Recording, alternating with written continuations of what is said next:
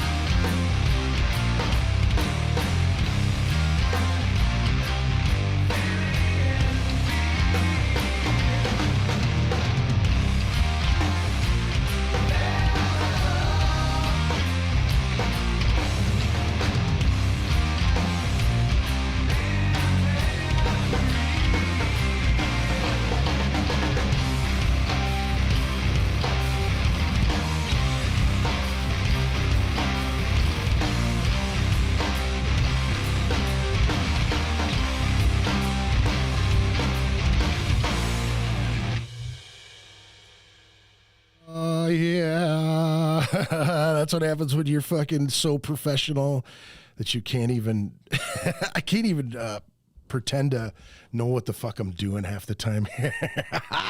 Woo! It's Friday. Welcome to the podcast. You're listening to Ritual Madness Podcast. Thank you very much. Do me a favor, check out Lowbrow Saints Tattoo Collective. If you're looking to get some tattoo work, go check out Jason and the folks over at Lowbrow Saints Tattoo Collective.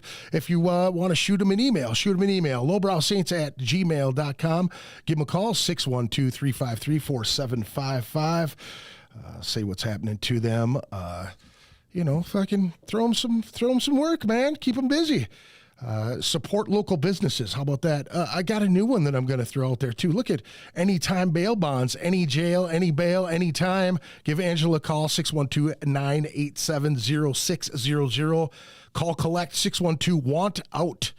You want to get out of jail? Get to calling Anytime Bail Bonds right now. Give Angela a call, 612-987-0600.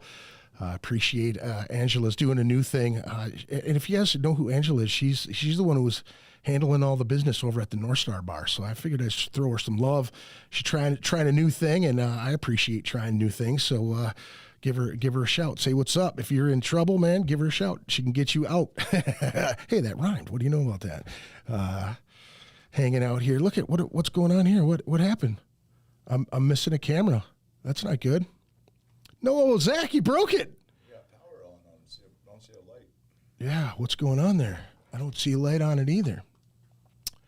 Let me see what I did wrong. I must have fucked something up here. From the darkness. All right, let me see. I apologize, everybody. You know how it goes. Trying to get this thing together here. Video device. It's going to be the other one. Why is it not? My apologies, everybody. For some odd reason, it is not allowing me to do this. Look at that. There we go. You're back in business. Yay. Do me a favor, pull up on that mic a little bit. I'll turn you up, make sure I got you. Go ahead, say what's up. What's up, man? All right. Hey, Zach, how are you, man? Good, man. Good. Welcome to the podcast. Appreciate it. Appreciate you joining us here. Sorry about that, folks. Again, I am, technologically inept sometimes. Main message. All right. Yeah, before computers, we used to just beat rocks together. Ain't that the truth? Morse code. Right? For sure, man. For sure. How you been, man? How's it going? What is good? What's happening? So now you did one of the heavy Thursday night bike deals last night, didn't you? And then you just had a fucking. Tell people who you are anyway. You're I was given the nickname Zac Doom, so I'll just go by that. And I do heavy clothing. I do the heavy Thursday bike night at the Joint on the first Thursdays of the month, and I do full Tilt Boogie, the chopper, van, music, show fest deal. Yeah. Now, how many years have you been doing that? Over 10. Over 10? Holy shit. Yeah. That's a long time, man. Yeah. So I mean, I've got a ton of shit written down. Like, so tell me, like, now how did you get involved in the heavy clothing stuff? Like, how did you fall into that stuff? Man, I mean, like, I will say 100% that I did not plan on doing it. Yeah. All. Okay. It's something I kind of music is very important to me, obviously. Sure. You know what I'm saying? And, yeah. you know, being a tortured artist, like a lot of people probably relate to. And, you know, not having a way to, I guess, communicate or what would the word be? Express or whatever, you know. Sure. Through, you know, I mean, I was trying to do it through playing in, you know, small bands and stuff like that, and through art, but it was always just a very frustrating process. And you know, this is pre-internet days, you know, late 80s, early 90s, you know what I'm saying, where it was, you know, my friends would like book a tour on a payphone, you know what I'm saying? Yep. And it would happen, you know what I mean? Yep. So I got to see a lot of a lot of like the early, I feel like the kind of do-it-yourself type of ethos that like punk instilled in everybody. Sure. And Yeah, then, yeah. you know, then it also equally happens in metal, and Yep. you know what I mean. And I was able to see some friends. Some friends are, you know, tour the world playing music. Sure. That I came up with over Right. the last 20, 30 years. Right, right. And, you know, some have been, you know, probably some of the gnarliest underground bands that just crashed and fucking exploded. Right, you know? right. And, you know, I know lots of those. Yeah, and I was I've been like, involved in a couple. you know, but I was the kind of cat, I was too fucked up to even be doing that, all right? Yeah. You know what I'm saying? Yeah, So yeah. I looked up to, you know, and what they were able to do, which was, you know, put these songs together, you know, get someone to pay to put out an album, do a tour, make merch, you know, find artists to do, like, I mean, it was mind-blowing that, Yeah. you know, and through bands, I kind of, I learned about merch, but, you know, I still didn't do anything with it for another decade. Sure. You know what I mean? Yeah, yeah. And so, you know, in the meantime, I got into choppers, motorcycles. Yeah. You know, building motorcycles, riding them, you know, and Now how early was that? Like, I mean, because that's kind of a. I know when I was a kid, I rode a lot of dirt bikes and things like that with my other friends who were into that stuff and four wheelers and all that shit. But like time frame getting into bikes and shit. I started the same way. My dad got me a dirt bike when I was about 12 years old. Sure. You know, and that, you know, opened up the world to me. And Fuck you know, yeah, all freedom, the other man. hood kids had them, and we had like a dirt pit in the woods, and Right. you know, metal and Yeah, yeah, yeah. two-stroke motors and Yeah. jumping and shit. And I just like, I wasn't scared, and you know, my dad was kind of pushed me with it. So, Yeah. you know, I never like raced them, but I never wanted to either. You Yeah, know yeah, what I yeah. mean? Just having fun doing it. Yeah, and then, you know, I like to tell my wife that, you know, I come from a family of, you know, amateur stock car racers, Right. which I do. Right. For like the last 50 Sure. years, they raced the cars on the dirt tracks, Sure. which down south, you know, which is where, you know, the whole moonshine thing, you know. Yeah, yeah. That's where NASCAR Yeah. started. That's what it was about, right? Dirt tracks are the OG of that. Sure. type of shit. Yep, yep.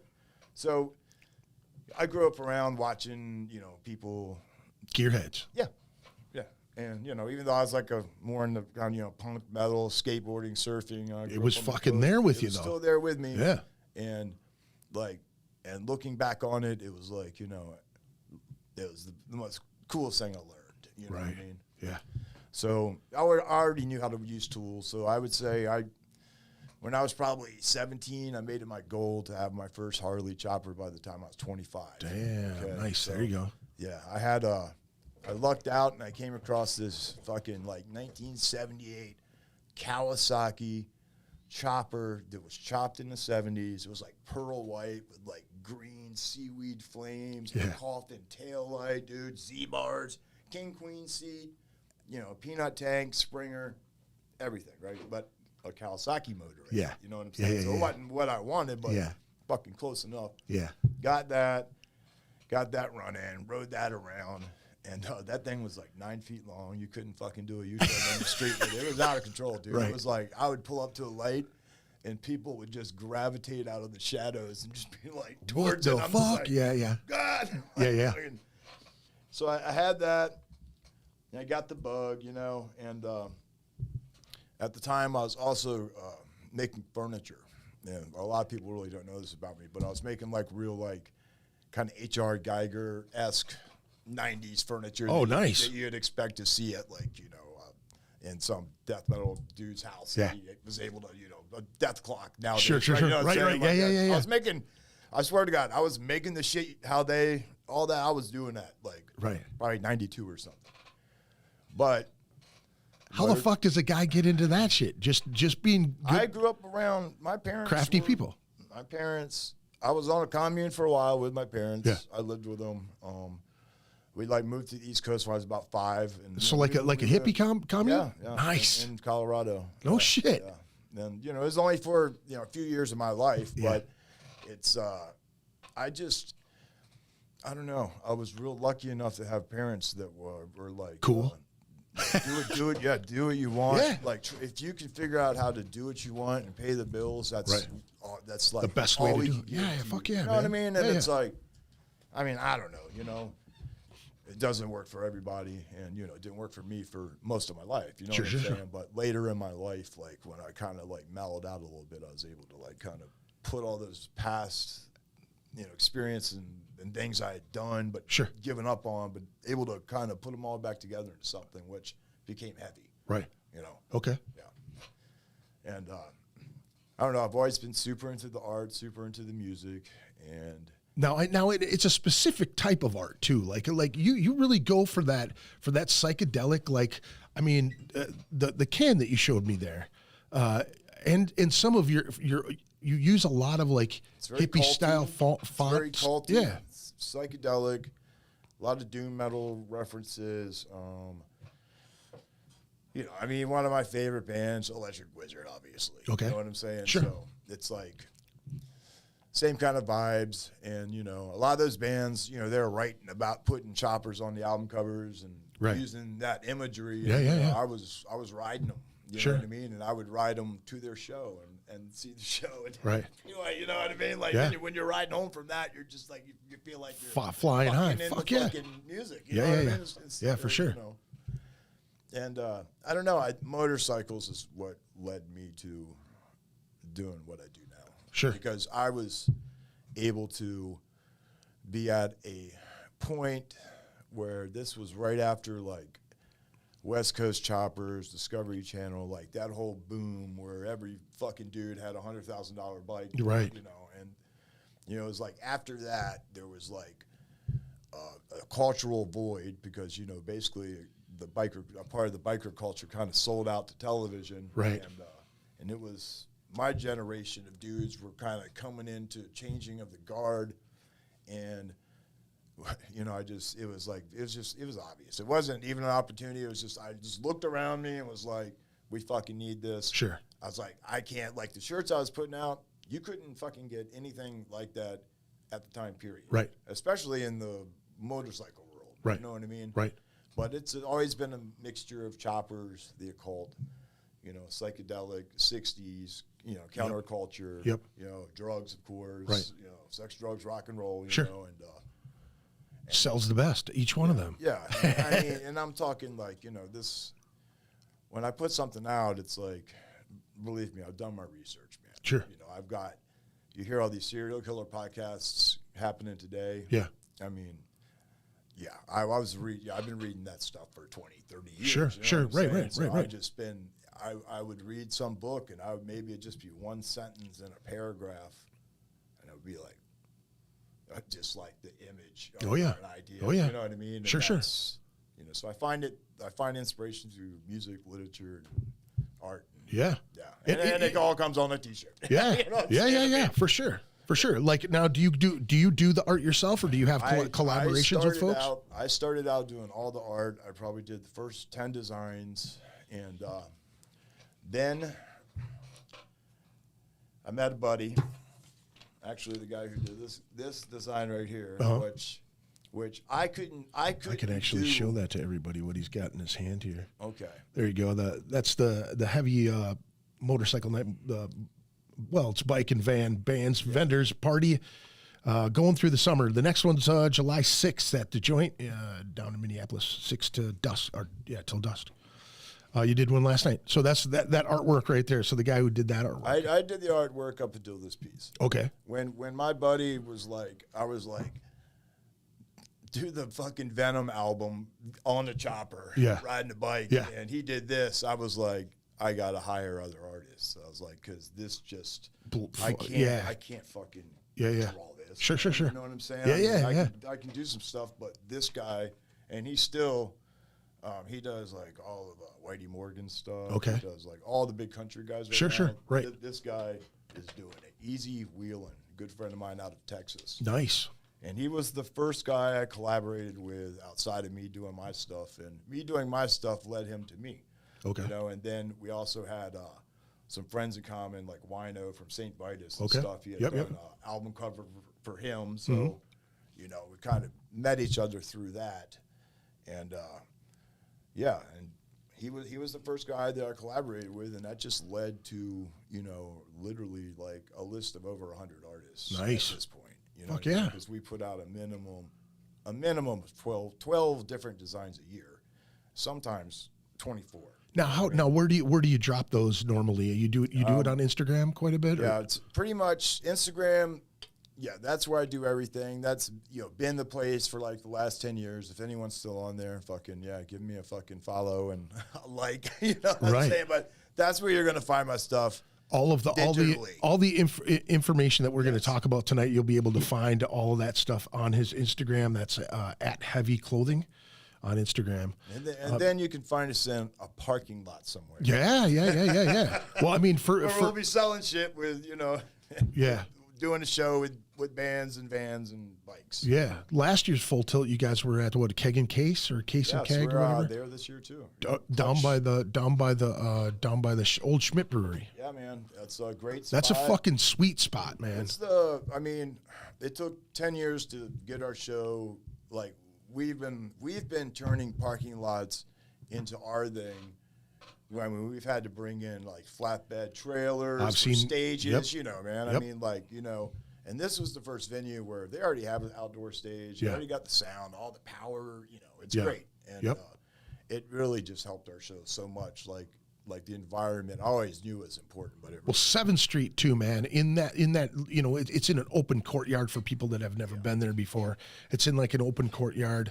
There's a lot of cool. Old 7th Street way down there. The buildings are very cool, old school St. Paul neighborhood. Yeah, I've lived there for almost 20 years. I started heavy there. Me and my friends, that I do the choppers with. We all started riding together, at basically Joe's brother Pete, West 7th Tattoo. Yep. We all, kind of grouped up around, the first location and, made some stuff happen there that, believe it or not, it's been seen around the world. You know what I'm saying? It's just, it's a special area. Yeah, dude. There's you've got some cool designs too, man. I really dig it. I think you and I met through Joe at the Turf Club once. I think that was the first place that we met. At the door. Maybe it was William Elliott Whitmore or something like that. Probably me and him were working the door at the Turf. Yeah. Slid through it, had some lollipops. Right. That's right, man. After that, that's right, man. I had a fuckload of those things wandering around with. Dude. By the end of the night, we were just looking at each other like, big mistake. Yeah. There's 450 people, Yeah. Like, oh shit. Yeah. Yep. Doing some weed lollipops, running around, man. Now what do you think about the whole fucking legalization thing? Minnesota is now a legal state. Yeah, it's a fucking trip. I never saw it coming. Yeah, I mean, me either. The whole slipping through with the thing, which kind of segues to what we could talk about now. You got one in your hand that looks like. All right, this is a Tent 5 milligram modest THC seltzer, which is what we have right now. We put this out. This is currently sold out, but we also have a heavy collaboration with Modest THC seltzer. This will be 10 milligrams. Oh, nice. You can get this at Full Tilt Boogie, July 8th. You should be able to get it at Bike Night. The pre-party at the White Squirrel, July 7th. Nice. Which is right on West 7th as well. Yeah. We'll have it, and, we'd love for you guys to try it out, because that's who we made it for. I mean, I initially had talked to Modest. I mean, I think people probably remember we did a little beer collab with them, and at the North Star, the tap handles had heavy and stuff on them. And they were super cool, and I've known some of those guys for a really long time, and Angela kind of brought us together. Oh, nice. Through the bar, because we all kind of came together for the bar. Yep. And they were on board helping too. And, yep. So. We thought we were going to do a beer. Here's the funny thing. I'm Minnesota sober now, right? Right. Which means I don't drink alcohol. Yeah. I just smoke, I just like weed. You know what I'm saying? Yeah. And, so putting a beer out, Adam CD says, I feel like it would get lost. The grocery stores and the gas stations better start stacking up the munchies since Minnesota is legal, LOL. Oh, you can't hear that. Can you hear it through the... No. Can you hear it through the headphones at all? What's it saying? Oh, I've got a speak and spell thing. So when people chime in on the chat, you'll be able to hear them say what it is. Adam D just said the grocery stores and the gas stations better start stacking up on munchies since the Minnesota's legal now. Yeah, right. You know, that's I posted it earlier this week. Well, when it went legal, when they, you know, everybody's like, yeah, it's fucking, we're the 23rd state, whatever. I said, weed in Minnesota is like the Metallica Black Album. You know, all the motherfuckers that never listened to Metallica, all of a sudden they're going to try this weed and they're going to go, oh man, I love the shit. Where, you know, cats like us have been doing it since we were 13. Perfect. You know, yeah, man, you know? Yeah, I mean, you know that guy at the bar, you know, just doesn't like to smoke weed until he's totally drunk. Right. You know what I mean? It's like, is he smoking weed? It's like, here you go, bro, just buy one of these. Yeah. Yeah, you don't have to, you know. Watch them fuckers fall over. Yeah, you know what I'm saying? Right. Yeah. Right at the place, which is good. Thank you, Adam, for throwing that in there too. Thanks for joining us, everybody who's watching. Appreciate it. Go ahead if you have any questions or anything like that. Throw them up in the chat. Say what's up. Say what's up to Zach. And let me actually put that down because it's kind of fucking with this. There we go. You'll be able to hear it, but you won't be able to see it. That's easy that way.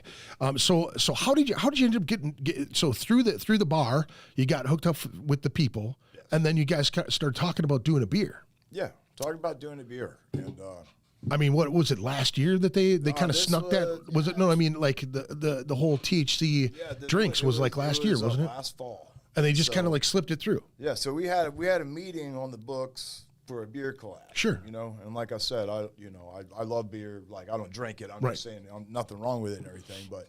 You know, so I wasn't really like, you know, totally as stoked as I am now. You know what I'm saying? But anyway, so by the time the meeting comes around, like 2 months later or whatever, you know, this is legal and this is an option. Yeah. And it couldn't have been like a better timing for me. You know what I'm saying? I was just like, I can get behind that. Hell yeah, for sure. Yeah. That would get a guy fucking smiling when you got your name is collaborated with something that is new here. Come true. Yeah, for sure. Especially, you know. Especially, my friends are just like, they think it's the greatest thing ever. Yeah. Yep. Zach's got his old fucking weed drink. Hell yeah, that's fucking badass, man. So you said with the bike stuff, it's been going on for a long time now. I know you kind of ran with the club guys for a little while here in the Twin Cities. How did you get involved in all of that stuff? Like, what was it like? Just progressively, you just meet cool people and you just end up hanging out with the right folks. And well, in my case, you know, if I'm going to invest myself into something to do something, I'm usually going to go all the way with it. Sure. You know what I'm saying? Yeah. At least in the past, for sure, it's always been the case. And I grew up in an era where.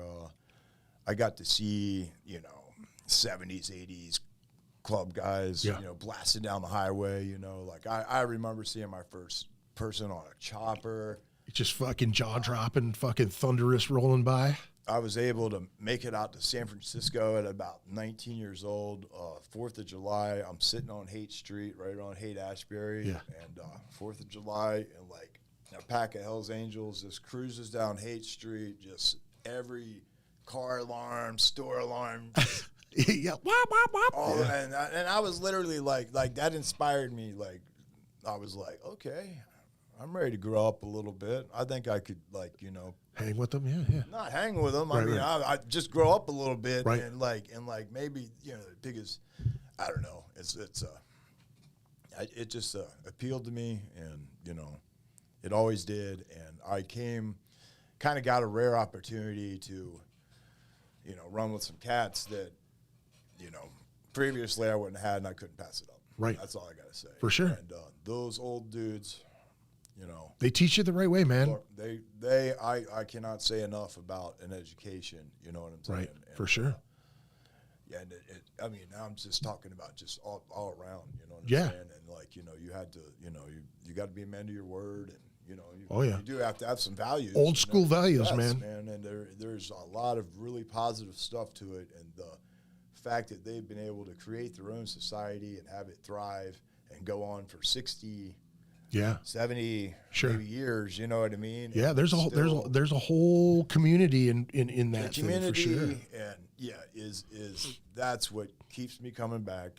Yeah, that's why I do this. I believe in it. You know what I mean, it's like I believe in these people, and you know, I just feel, you know, it's a privilege to be accepted by them. And, that lifestyle, man. You know what I mean? They kind of go hand in hand. You know what I mean? Rock and roll and bikes and broads and instead of booze. Playing the guitar, I just played the chopper.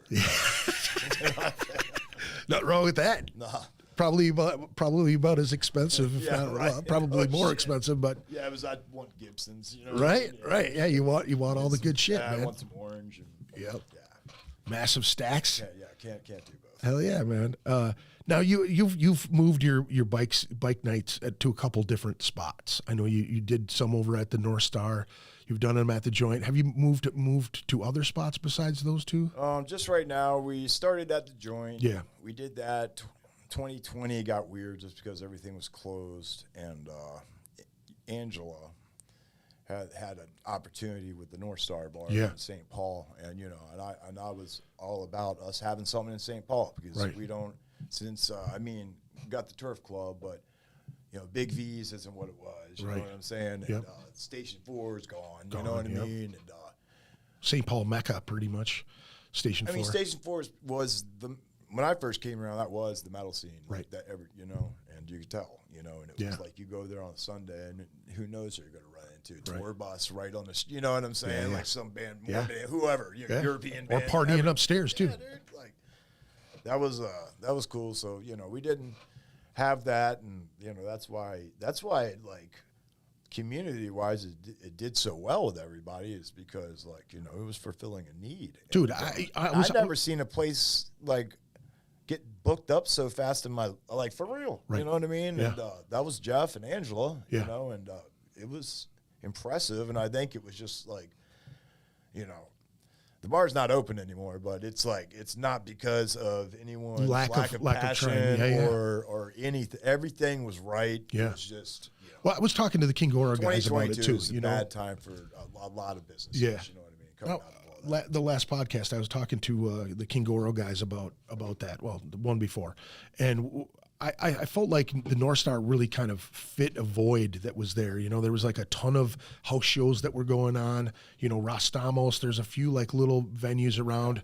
The Hexagon was gone. You know what I mean? Like some main staples of places. And when they opened, it kind of filled this void of all of those cool things, because it was like you had bands that were in specific clubs. They played the Turf, they played First Avenue, the Entry, Fine Line, things like that. But then there were like other spots that did, Christensen's Big V, that, the Turf Club. Let me see here. What was Hexagon? Let me think. I mean, every scene was calling them. And Yeah. They filled a void, and it was impressive to see because of what little they had to work with. You know what I'm saying? No, I mean, us doing our bike night there, that's like what I'm saying is like we were like literally, and that's like a little, like, it's a gnarly little area. You know what I mean? Oh, yeah. Like, I mean, it really is. And that parking lot was like, it was the fucking streets, and we were able to turn that parking lot and bar into some totally different shit for only 3 hours, 4 hours, at a time. That was bringing back old St. Paul, though. It was. There was people coming through there that like we had so many people come through there and just be like, this is how it used to be on the east side. Yep. We used to come down here every Friday and Saturday and look at people's cars and like, bikes and all that, and you could tell that, like, people really came out for it. And I was amazed. Arcade was the spot. Arcade was, they had fucking Acme Tattoo down there, bikers up and down that street all the time, you know what I mean? We were right next to, what is that strip club called? Oh, the Pain Reliever. Yeah, Pain Reliever. Yep. Or was that in North Star, or was that right next to it? I think it was next to it. Other people said it was in North Star, but I don't remember it being there. I know for sure the one or the other, but damn sure that parking lot between the both of them. Yeah. Like, I Googled it just for fun, and I think they literally had like a 911 call every day, 365. I wouldn't doubt it. You know what I'm saying? Yeah. I think back then it was even like 3 a day. Oh, yeah. And then there was even, it was gnarly. It's a rough area, man. Very rough area. It's been that way since fucking I was a kid. But people responded to this in a really good way. I'm sure. You know what I'm saying, I had all kinds of people coming through buying shirts that weren't even into motorcycles and shit. They were just feeling the vibe, and we're down, and it was like streetwear to them, and For sure. We're all about that. Fuck you know yeah. what I'm saying? We're selling it literally. Yeah. We sold it to them on the street. You Right. know what I'm saying? Right. Yeah, you keep it earthy, man. Keep it home. That's awesome. Now, you kind of alluded to it earlier too. You were talking about First Avenue giveaways. You just did that giveaway for Dark Funeral just the other day. Yes, we just And did. So is this something that you're going to be doing on a regular basis? You do that on your website? Yeah, we've been doing it. We do it on the right off the Instagram. You can, you know, on Facebook sometimes you can get led to them, but you got to go to our Instagram page. And Sure. You got to go to the comments and tag the person you would take to the show. Right. Right. And then you're in. That's all you got to do. Yeah. And we usually do it, you know, at least a couple to a few weeks in advance, and we give the tickets away 4 hours before the show. And we've had almost we're at like 99% for people showing up and claiming their tickets. That's awesome, and, man. It means you're doing good. You're hooking it up for good shows. Yeah, you know what I mean? 100%. I mean, that's part of what, you know, we're like, you know, my company, like, I'm trying to turn you on to bands. Right. I'm trying to turn you on to my friends who do make Cool knives shit. and brass knuckles, Right, and this right. dude who does this art, and like, Yeah. you know, like, I've always kind of been the dude that would bring the new music around to my buddies. Right. You know what I mean? Fuck Like yeah, that man. type of shit. And That was me, dude. As a kid, that's Yeah. all. That was what I lived for, man. You know, it was so much fun. That's what I live for too. Yeah. And that's, you ask how to get into heavy, that's how. You know what I'm Yeah. saying? And that's exactly like I didn't give and it's sad now, but I didn't give a fuck about anything else but that kind of shit. I would read the same magazine cover to cover every fucking day for a month until the next one came out. Right. You know, skate Right. shit, punk shit, metal shit. Right. And, Well, I can imagine you're probably like that with motorcycles too. Like if you find something that you really dig or something works for you, and I know I've been around enough motorcycle cats that if they find something that works cool, or somebody will go, "What the fuck is that oil tank made out of?" You know what I mean? Oh, I took this and I fucking welded this on it. You know what I mean? And they're fabbing it all up, that's making the it. experience and advantage of age and experience. Right, You right. know what I'm saying? Right, right. And yeah, I'm just lucky enough, you know, to have made it to that age. Because Sure. a lot of my friends didn't, like, you know, Right. especially 90s kids. You Fuck know yeah. what I mean? Yeah. You know, a lot of people went down hard. A lot of really, really talented people that, you know, it's kind of sad. You Fuck know yeah, what I mean? And, you know, and that's, I don't know, what were we talking about? Fuck if I know, dude. We're going after it. We're going after it. We're talking about Oh, the ticket giveaways. Yeah, Yeah, dude. ticket So, yeah, giveaways. dude. So, hey, man, fucking, we're giving away tickets. Go to Instagram. Instagram at heavy clothing at Instagram. Give them a like and follow. And like you said, when you're giving those tickets away, what'd you say? Tag the person that you take to the show, and Yes, and you're in the running. And then I see multiple people like going back and forth. We take all the comments, we put it on a random generator spin wheel. Yeah. And then you know, video it, and then give the tickets away. And yeah, I'm thank you First Ave. They've been super cool and have Dude, they supported used to me. fucking do that shit all the time back in the day, man. They know they're doing it again. That's good. And I started, you know, my first experience at First Ave is me working the door at the Turf Club, and then when they bought the Turf Club, Yeah. I went. So is that how that worked? To the first. Now you can kind of give me some peek behind the curtain. So did they buy up all these clubs, or are they just associated with everybody now? Because it seems like they're These doing. are satellite clubs they own. Okay. Yes, like the Turf Club, the Palace, and then they also Well, they do stuff at like they Farmland do and stuff shit too, right? at other venues like Right. Varsity, you know, even maybe Fillmore or something that aren't their venues. But Right. I think it's shoot. I'm sure if they The booking and management thing is like a tight knit type of deal. yeah, but Yeah. they put shows everywhere. Yeah. You know what I'm saying? Yeah. If it doesn't fit, Well, it just seems like they're doing a fucking, you know, they've got a monopoly on everything now. Yeah, You know what I'm saying? What really sucks is that, you know, like to see Carcass go there, to see fucking Dark Funeral go there, to see more heavy shit being booked at First Avenue just makes like a sigh of relief for me, because there was so many years that they weren't doing 100%. shit. Before 2020, I mean, they weren't booking local openers, Right. for anything Right. beyond 7th Street entry, Right. for a while. You Yeah, know yeah, what I mean? And I think they were Well, just. it's been like that for years. Yeah, it's been like that for a while, but believe me, man, like, you know, I've heard, you know, the gripes and, you know, just Right. from being in the community. Yeah. And I will say they have, like, you know, they've been doing the metal community a pretty solid, man. I mean, these shows have been sold out. Yeah. I went to, I think, when Carcass was sold out, right? Carcass was sold out, I believe. Yeah, and then, shoot, Yob or whatever, Yob, Yep. that was sold out. That was on a Tuesday night. Goat Whore on a Sunday night. Hey God was sold out. Yep. And Dude, I mean, it's so awesome to fucking see this again. You know what I Right. mean? Because it's literally been since pre-COVID. Yeah. That like way before that too. I want to say 5 or 6 years Slayer before that. show right before COVID. It was probably 2018. Sure. One of their last ones at I think it was Mill City Nights, and that was like I was like up in the balcony and able to see down, and that was just like so good to see, like just so many people coming out and like the metal industry doing like well, you know what I mean? Right, and right. like dude, they had like 2,000 people. When the band played, they all turned this way to the stage. Right. When the band stopped, they all turned this way to the merch booth. Right. And right. it was just like I was like, it's like nice, Yeah. And that definitely, the COVID really impacted our music scene. And Yeah. it's taken literally. Well, I was just talking about this, like within the last. Okay, so last year, people are starting to come out of their shell a little bit. Shows are being booked, but this year it seems like there's so many fucking tours coming through. And I mean, I never thought I'd see Carcass come through again, and all of a sudden they're here. Sacred Reich too, they were with them. That's a sign, and that it's a good thing because it's.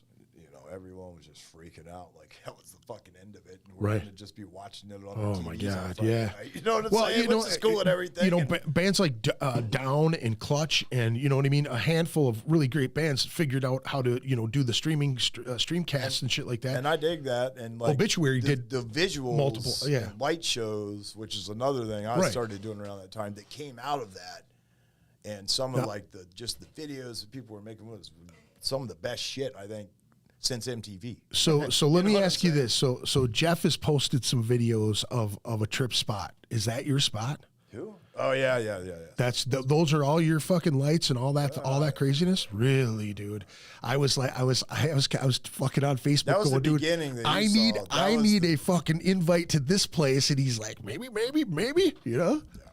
God damn, that shit looked cool as hell, dude. You guys were doing some cool shit on them walls. Yeah, it's dude, how'd you get the whole liquid thing? That whole liquid shit is out of hand. Yeah, it's man. Very old school. Growing up with hippie parents and I got to see bands like the fucking Butthole Surfers like in the 80s. Yeah. Like all this kind of like noise, psych, like just, and they would have some, I remember seeing light shows and then when I saw like a band, if they had something projected on the wall and they had a fucking like a recorded intro or something and some samples, you know what I mean? Yeah. That was like top the shit. Of the, it was cool. Yeah. high art as it gets for that, and so it always stuck with me. And then, I kind of, I always wanted to do liquid light. I started kind of poking around. I didn't get nothing for years. Yeah. Okay. And then, bizarrely enough, right around like 2020, when everyone's at home, these liquid light guys come out of fucking nowhere. The guy that's done the Doobie Brothers or the Allman Brothers for 30 years, like they're putting out YouTube videos of how to do this shit. You know what I mean? Yeah. And like, doing the Patreon video, you know what I'm saying? Trying to make a little dough. Yeah. And teaching people and, like kind of like with the chopper thing. And, it's like I was able to meet some of the old heads, and these like, these people are like there's this one guy, this Brotherhood of Eternal Light. Yeah. Right? It was a light show out of San Francisco. Okay. And the dude's business card literally has a Harley chopper on it. That's like that's the image. And then it's like, liquid lights and, just to see like that tied into like the motorcycle thing, like in the 60s. And then that's literally the same aesthetic that I picked up on for my shit now in 2023. You know what I'm saying? Right, and it's just like, just fit, and then, Electric Wizard, like seeing their visuals. Dude, I remember seeing fucking Sabbath videos that had that shit in back in the day. I remember seeing Genesis and weird shit. They did a bunch of that anyone who shit. doesn't know what I'm talking about, the Iron Butterfly album cover, Inagata DeVita. Yeah. That's old school, liquid light, analog. It's not digital, it's analog, which is what we use for that is these 3M projectors that they used to use in school. Oh, yeah. Shoot up Overhead on the board. projectors, yeah. Yep. We just boost them up, Yep. and then, we'll use 3 or 4 at a time to get all these layers. Overlayered, yeah. And because I saw you guys do. Now Jeff had posted a video like crazy lights going all over the place, but you had a projected picture on the top. It looked like a pyramid of like a chick with a pyramid or some shit, and then the oils and weird shit going over the top. Like, that shit was dope. My inspiration is like, okay, the people who do the Electric Wizard visuals are the same people that work for Hawkwind, believe it or not. Oh, really? So they're like the European early light show people. You know what I mean? Right. And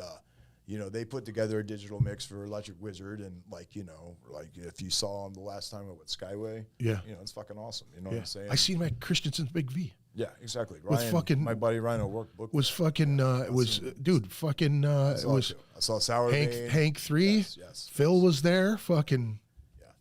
Yeah. That's what Adam CD says, Iron Butterfly were so ahead of their time. Dope band. Yeah.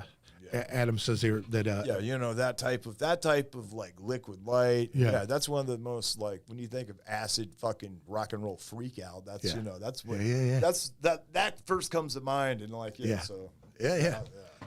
And I like that stuff. And it's, you know, and I do so much of the T-shirt stuff. A lot, you know, computer, screen prints, a lot of post-production type of stuff. And this is more of a full-on, like. So you picked up the you picked up the liquid light stuff just watching YouTube shit, like trying to figure it out. And Dude, what popped in your head? Like, how the fuck did you just go, oh, I want to check out this liquid light shit? Or were you just you just went into some fucking hole on YouTube and found it? I stared at the album cover at 5 years old for fucking, you know, 2 years probably. So you always wanted to know how to do it. And then later, you know, and like, you know, the Hendrix Purple Haze, there's this photo of him jamming with the explosion of like liquid light, and I don't know, man, but it's fucking, I like it. And it's something I couldn't really get into till I was older, if you know what I'm saying. I seen one set of dudes, and I don't know where they were from or what the fuck. I'd seen guys doing it live. Yeah. And one guy had like a fucking big ass jug with shit in it, and he was moving it around the projector and shit. Now, we were at a rave, like, you know, EDM shit. And I think I was in my 20s, and it was in the meat packing fucking district. You know what I mean? Like this big ass trying warehouse. to track these guys down. Dude, just crazy shit, man. I heard there was like a venue that was like a church up here for a while, I think. It was probably right before I moved here. But there's the closest thing I found out for history of the area. I ended up meeting a dude who's been doing it for the last 15 years, mainly for small psychedelic bands. Right. And I met him through Custom Vans, and you know, he's actually the artist behind this Modest. And that's a really cool can. I don't know. I mean, the it's camera's like, right there. I don't like liquid. Right here. You know, we went with the liquid light. Yeah. You know, my buddy Justin, he's part of the light show too. And let me see that can. I got a better angle of it, and maybe they could see it a little bit better. Yeah, there we go. You can see that says heavy in there too on the. I like the little deal on her forehead. Her third eye is open. Oh yeah. It looks like Stevie Nicks almost. It's Twiggy. Oh, it is. Yeah. Orange Sunshine. Yeah, man. That's fucking badass. Now that used to be old LSD. If you guys don't know any of that, a little history on that deal. Yeah, there's a great documentary on that I think it's called Orange Sunshine. Really? It's on Netflix possibly. No shit. No. Now that was legal at one time, wasn't it? Yeah, like they sold it in fucking. Yeah, you could get it. I'm watching legal. that shit. It wasn't criminalized. You know, people were fucking. You know, the government was testing people on it. I mean, there's like I'm deep in the LSD like counterculture community. I have a buddy of mine I did a podcast with who served over 20 years. Yeah. And like is one of the main psychedelic decriminalization. Like he was the dude who got busted with a sheet of acid in high school and did like 20 years federal prison. Damn. You heard about these people. And he even said when he was this is in the 90s, right? Yeah, 80s, 90s. When he was in federal prison, like I asked him, I was like, did you meet like any other? He goes, dude, there's like probably only 5 of us in the system. Right. You know, all like busted off the Grateful Dead lot or whatever. You know what I mean? And so yeah, it's an important topic to me. You know, dude, I've always wanted to learn how to make it. And the craziest like latest kind of like deep dive kind of thing on it is like, you know, Timothy Leary and how he was like from Harvard bullshit dropout, this and that. CIA, dude. Yeah, bullshit. CIA. You know, like the Brotherhood of Eternal Love were the main acid Kesey manufacturers. and them guys. Yeah, okay. Yes. Yeah. And, Otis Olmsley, that type of shit. These are the dudes that established the price market for a gram of hash, a quarter of weed, ounce. These are the dudes that set the entire fucking market up in the early 60s. Yeah. That is what it is now, the whole black market. I mean, and they did it all. They were going to Mexico getting weed, and they were getting hash over there, and eventually it led into all kinds of other shit. Sure. And that's where it went bad, obviously. Yeah. As soon as the powders get, out People are staying up way too long. People Losing their fucking mind. Yes, people started getting busted, you know? Yeah. But, hey, well, if I could tell you who this guy is, what would you do about that? It's stupid shit, you know? Well, and it's, dude, I mean, I just read this book. Have you heard of William Picard? No. William Leonard Picard. Yeah. Did you hear about that acid lab bust in Kansas at a missile silo? Yes. All right. There was like a chick involved with that too. Yeah. She's on YouTube. Yep, I've seen. She has it's called, what is it? Vice did a thing on it, right? Yep. That's where I saw it. All right.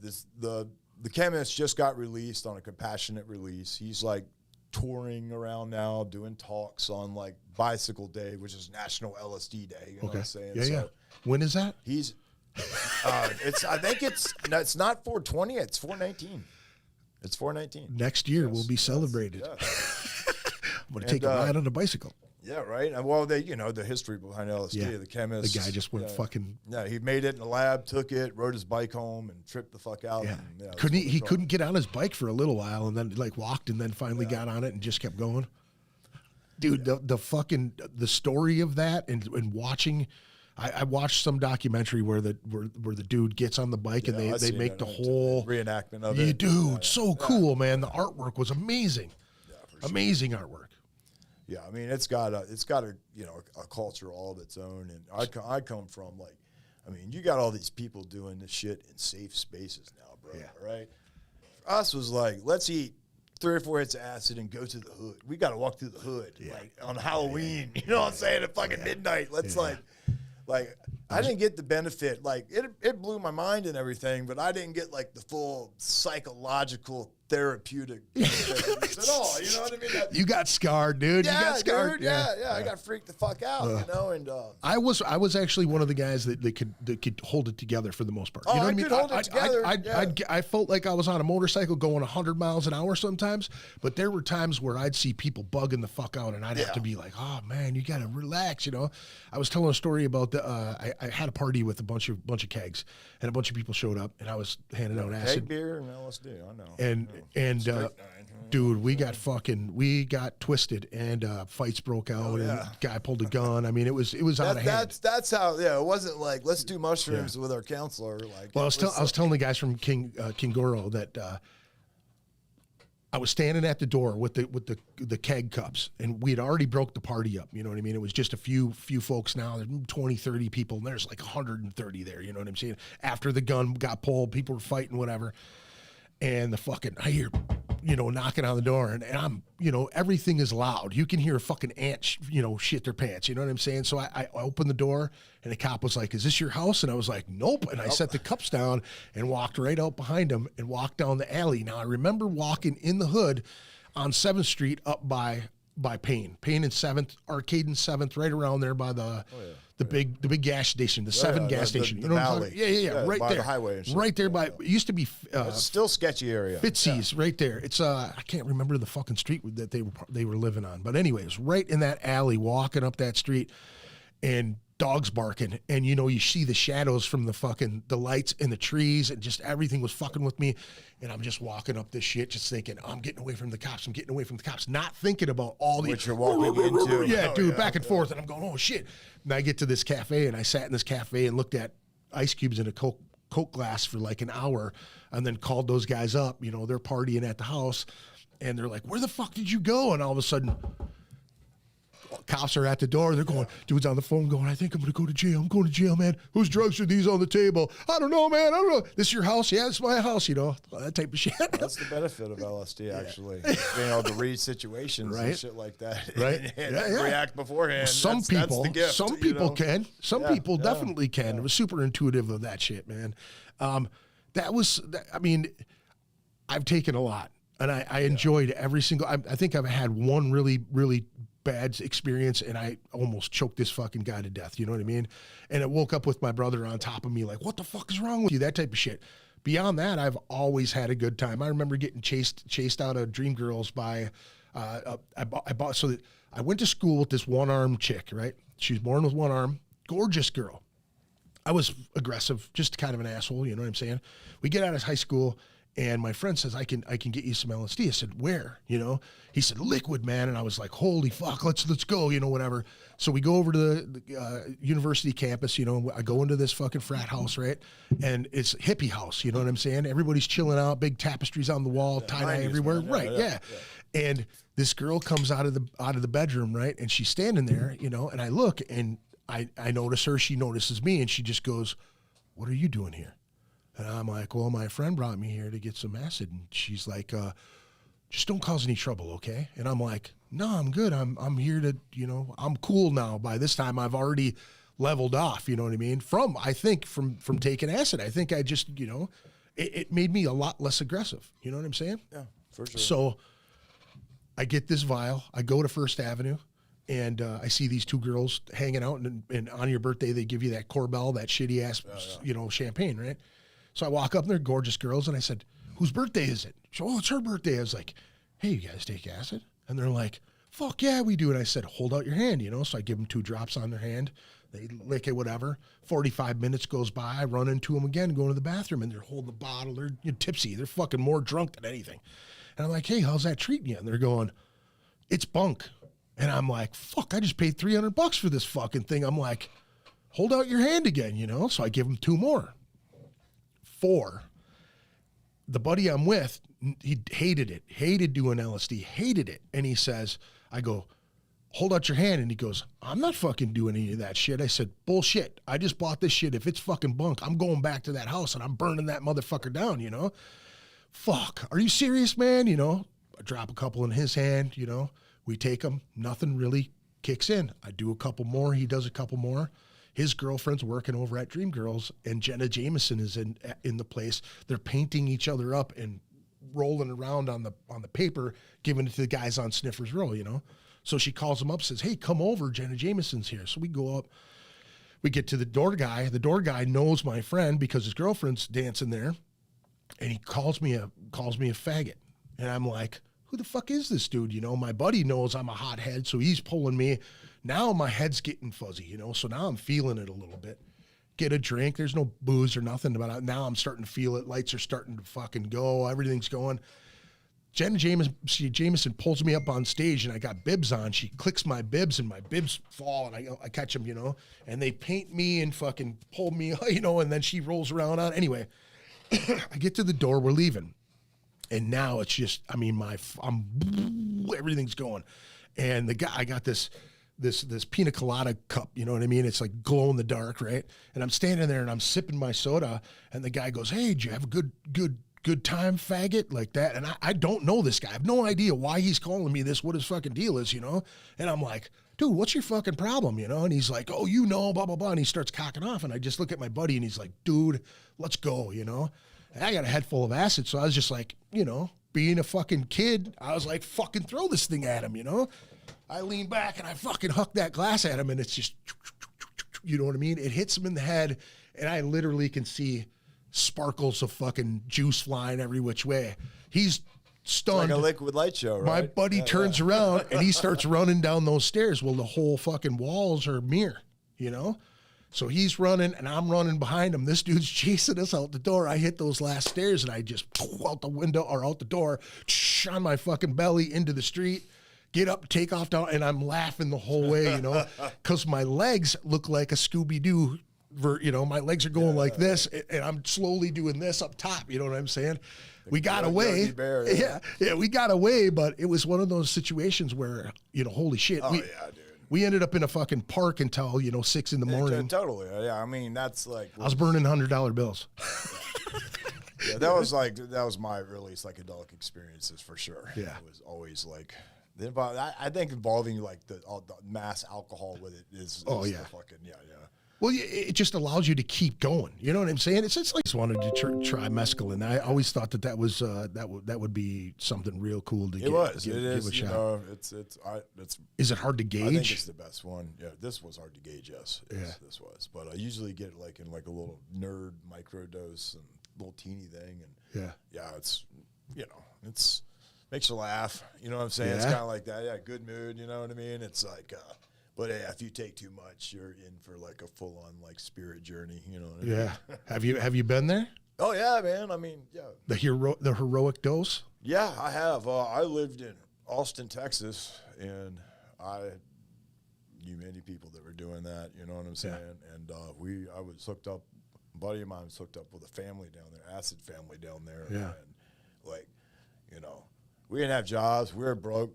Acid was free. Cheap. Dude. Oh yeah. Yeah. I mean, or very cheap. Yeah. You know, it's especially in Texas. And so we got to do all we wanted. And then probably the most interesting thing that happened there is before DMT was around, people were early getting DMDT, right? Yeah. And you could legally get it and shit. Yeah. And it would fucking do it. It's like you ingested powder. You know, it's like DMT, but a little different. Yeah. And, so I got to try like a lot of like experimental psychedelics. Sure. This is like kind of the same people that like were Texas put out MDMA. Right. They were selling it at bars in the 80s. Oh, yeah. You know what I mean? Oh, yeah. So it's like That's the first time I ever did it was in Texas, in Dallas. Texas has always been a very chemically capital Yeah. of things. And, that's strangely enough, that's where the psychedelic revolution in sound started. Right. Not In San Texas. Francisco. Oh, In really? Austin. Yeah. Really? With the 13th floor elevators. No shit. Rocky Erickson and shit like that. Yeah.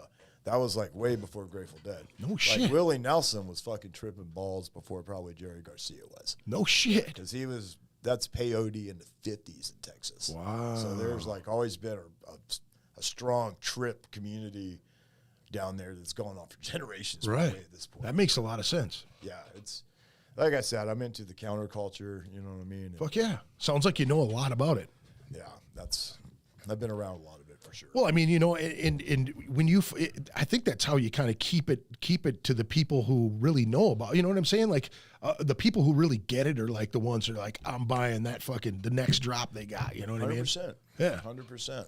I mean, I can see, I can be at a bike show and it'll be, 100 normal people and it'll be 3 people that I'll be like, they're coming right to us. You know what I'm saying? Like I can spot the type of person that's actually going to buy Now, I stuff. always have a hard time because I love that shit. I've loved all the shit that I've seen that you guys have done, but I'm such a big dude that it's, and a lot of people don't understand this. And that's why I love bands like Goat Whore. We talked about those guys, before the podcast, because they're one band that actually does go beyond 3X, because 3X is where the brake stops. I'm at Because 3X beyond there, now you're is it 3X or 2X? 3X right now. So once you get to once you go beyond 3X, then the price hike goes from there. 2X is like $5 more. Oh, okay, okay.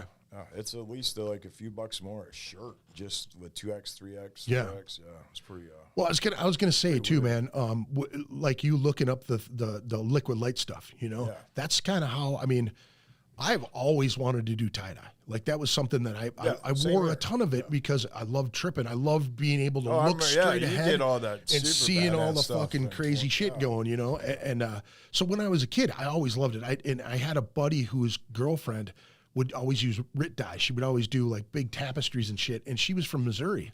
And I was like, how did you get involved in it? She's like, oh, just my family kind of are hippies. And I just, I'd done it a bunch as a kid. It's a really cool passed down thing. Yeah. Sure. And I was like, my daughter came back from her grandma's house and she had a tie-dye on. And I'm like, where did you get that? And she goes, oh, I made it. And I go, where did you make it? And she goes, me and grandma did it. And I was like, oh, Lord. You did tie-dye with grandma? And she goes, yeah, grandma wanted to find something that we could both do. So we just picked up a tie-dye kit at Michael's. And I go, well, if I go grab some, would you want to do some with me? And I got to order shirts because I'm a bigger dude. So I'm like, I'll just fucking order some shit off of Amazon, figure out some shit. But I didn't want to go into it without knowing a little bit of something. So then I started watching YouTube and I'm like, oh wow, there's so many levels to this, Yeah, dude. I've seen your stuff. It's good. I mean, yeah, it's good shit. There's some cats out there, man, that I follow that are, I mean, I get tagged in all the stuff.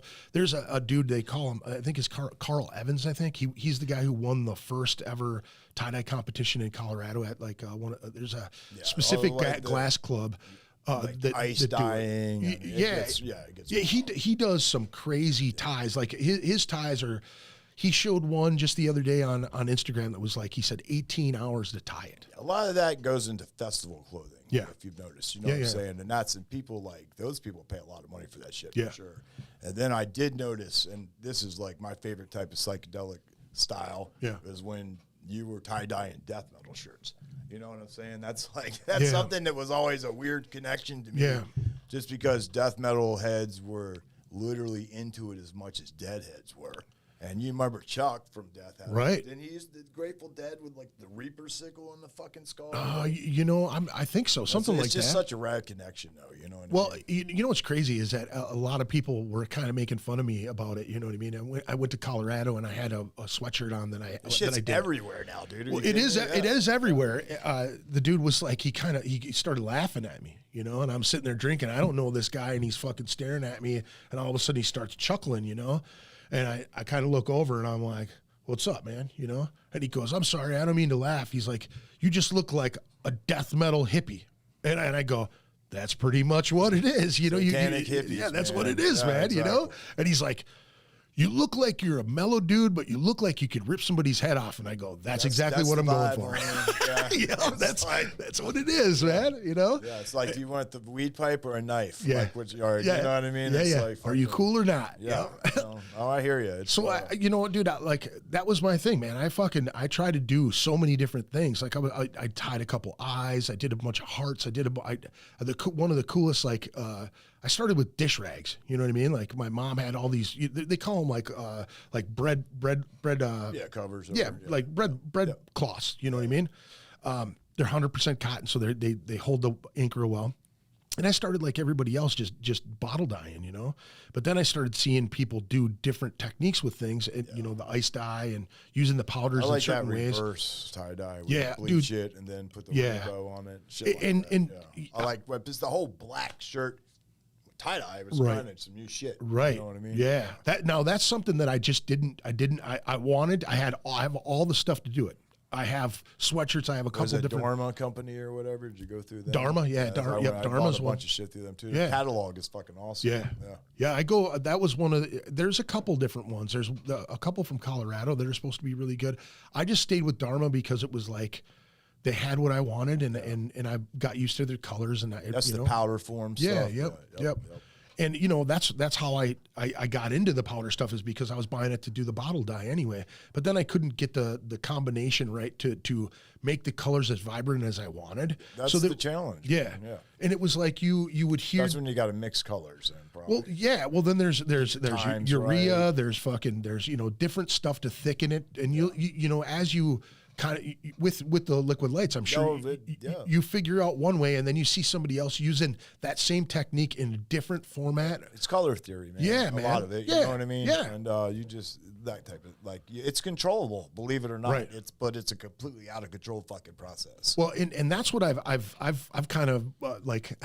I tell people this, the way how I feel about tie dye when I'm doing it is like, I'm giving this shirt energy. You know what I'm saying? Like I'm putting the colors in the spot where it needs to be, but I'm controlling how much water's hitting it and the temperature of that water. And I'm controlling, like I can blast it and make the colors blast into each other, or I can keep those lines and move them around. You know what I'm saying? It's so nice that there's some like laws in the world. Yeah. You know what I'm saying? Yeah. Like there's like some little rules you follow from the old school people. Right. You know, to figure it out. Yeah. You know? There's a guy who his style is called Kenny style, and the reason his style got so famous is because of the bass player from the Grateful Dead. Okay. He gave him a shirt in the parking lot on the way in, and the dude wore it, right? Yeah. But his style now is like everybody uses it in different formats. No, you know? Hey man, I was lucky enough to go to some Grateful Dead shows. Yeah. And look, I wasn't a hippie or anything. Right. Like literally, like we would go to Dead shows, and I'm not shit. We'd walk around with a ghetto blaster playing death metal. Right. So this death metal hippie thing you're talking about, I know exactly what you're talking about. Just took 20 years for someone to finally catch on and do it. Yeah, man. Know? Yeah. What I was saying, man, is it's fucking. I would wear the fuck out of all your shit. Yeah, I'll get you a 4X I love all the shit you do. So anything that you I tried to bring you one tonight, and I had one in 3X. I was like hoping. I was like, I think I got them. But yeah, so I Anything you do, dude, anything you do, I will buy it from you in 4X. 100%. Anything cool, I will buy it. If there's any other 4X, 3X cats, Oh, there will be. Just let me know because people get pissed and everyone's like, how the fuck is your name Heavy if you don't even have 3X? Yeah, right. Okay. Yeah. You know? Yeah. It happens a lot here, you know what I'm saying? Yeah, I'm sure, man. Hey, look, man, I've been up to 2XL and all the way down to like large. So I know, like, my large shirts are super cool. My 2Xs aren't as cool. Yeah. Dude, this is how I do with my tie-dye shit, you know? Like I start every fucking new design. If I'm trying something different, I'm doing it on 4X first because if it's cool, I'm wearing that bitch. And if it doesn't, if it's not something I like and it's still cool, somebody will. If it's a big boy, he'll pick it up. You know what I'm saying? Yeah. Like I got into the shit, man, and I fell absolutely in love with it because it's a different. I couldn't absolutely control it 100%. It was like people would go, I want one like that, and I go, I can get you in the ballpark. Yeah, you know what I'm saying? You can't. Yeah. There's no way to control it 100%. I mean, I see these guys, you know, that Carl Evans, they call him the Borg. Him. There's a guy from down south that, goddamn, I can't think of his name right now.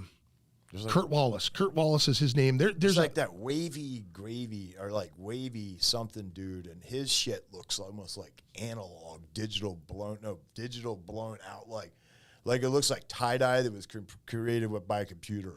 Well, he's doing it with dyes. And that's the dude who does the micro scrunches. That's the guy who does like full on. Yeah, the like geometric insanity. Dude, he pulled one earlier today that I saw that he did a full shit. Dude, it's voodoo, dude. Yeah, no, that's with the light show. That's why it's like, because with the light show thing, that shit started with covered fucking wagons going to town. You can watch Hell on Wheels, right? Yeah. The fucking railroad. Yep. They go in a tent. Yeah. They got a little fucking magic lantern, and they would show pictures of like home for people. They're like, we want to see some pictures of Kansas, you know? Yeah.